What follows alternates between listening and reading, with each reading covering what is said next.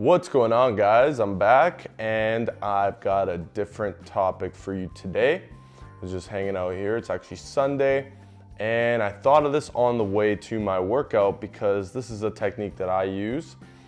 This is a more advanced training strategy.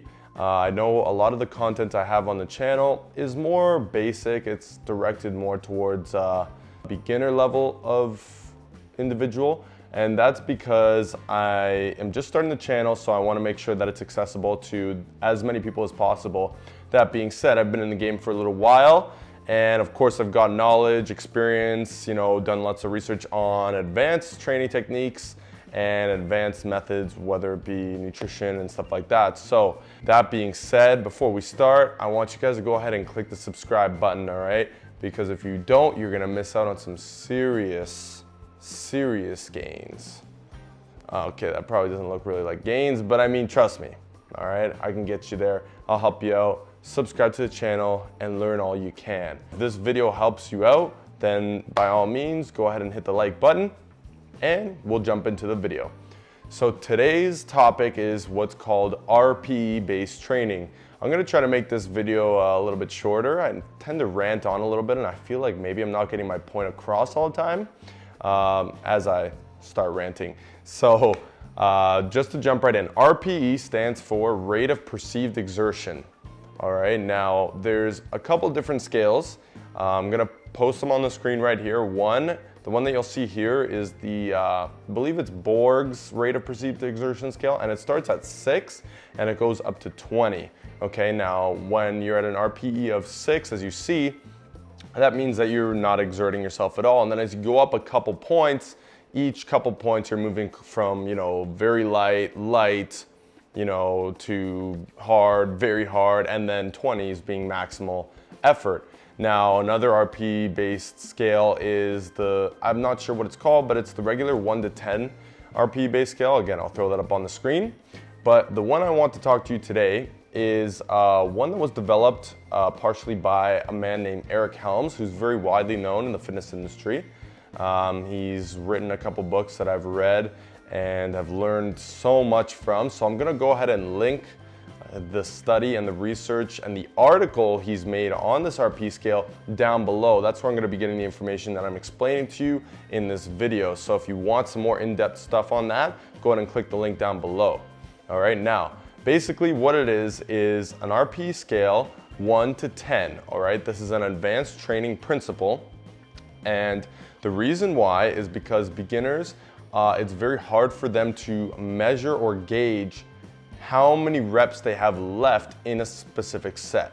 So let's say a beginner does a bench press, they can't really tell, their body doesn't really know, or it's not experienced enough to understand, okay, I did 10 reps, how many did I have left? 4 in the tank, did I have 2, did I have 1? I don't know, right? That's why it's more for experienced lifters. Now, that being said, the scale, which I'll put on the screen right now, as you see is 1 to 10, but we're actually talking specifically about reps here. So for example, if you're at an 8 RPE, that means you've got about 2 reps left, 2 away from 10, all right? Now 10 on the RPE scale, of course, maximum exertion, you don't have any reps left.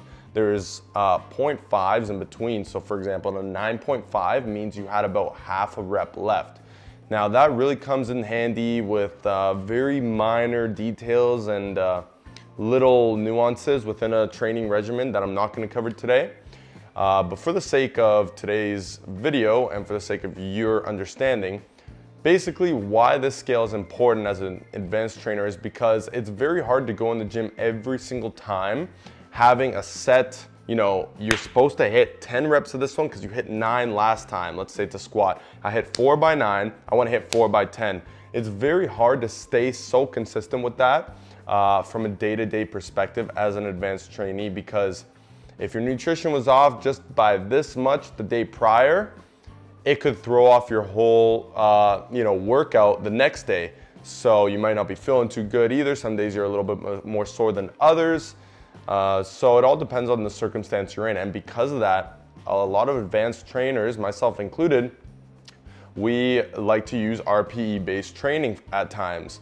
And what that's gonna allow us to do is continue getting very high volume in our workouts without deteriorating performance. Let's take an example. Most people go in the gym and let's say they're gonna do bench press. They go on the bench press. I always use bench press as an example. I know I must like that lift, huh?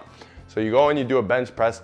People are gonna go and do as many reps as they can for the most part, because more reps the better. You wanna tear the muscle down, you wanna take it to failure, right? Failure is always something that you'll see in the fitness industry, but to be honest, you actually want to avoid failure as much as possible on your main lifts.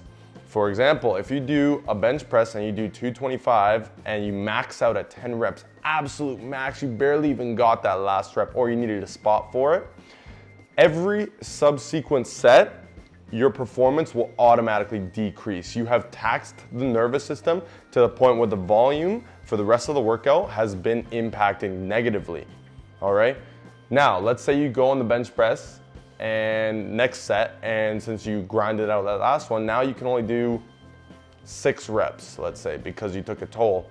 And you're failing at 6, so the next time you do 3 reps, and then you gotta drop the weight. So that's 6 plus 3 is 9 plus 10, 19 reps, okay? And you're failing, taxing the nervous system. Now let's take the other scenario, RPE based. If you go in and 10 is your maximum amount of reps on the bench for 225, go to 8 reps, okay? So if you go to 8 reps, you stop at 8, even though you had 2 more in the tank, which means that's an RPE of 8. You had 2 reps left in the tank, good. Avoid failure, because guess what? The next set, you can do 8 again. And the RPE might go up, maybe an 8.5, maybe a 9. Next set, 8 again. And next set, and so on, until you reach close to that RPE 10, in which case you either go for the RPE 10 or you drop it. But at that point, the amount of volume that you've packed into those first working sets is much greater. If you don't believe me, go ahead and multiply 225 by 19. That's the first example. And then my example just now, using RPE based, 225, 4 sets of 8, let's say, that's 225 times 32. All right, check out the volume differences, much higher using the RPE based scale. Okay, you don't necessarily need the track in that case, just understand that I'm this close to my max, so this is how much more sets I can get with those same amount of reps to keep the volume high.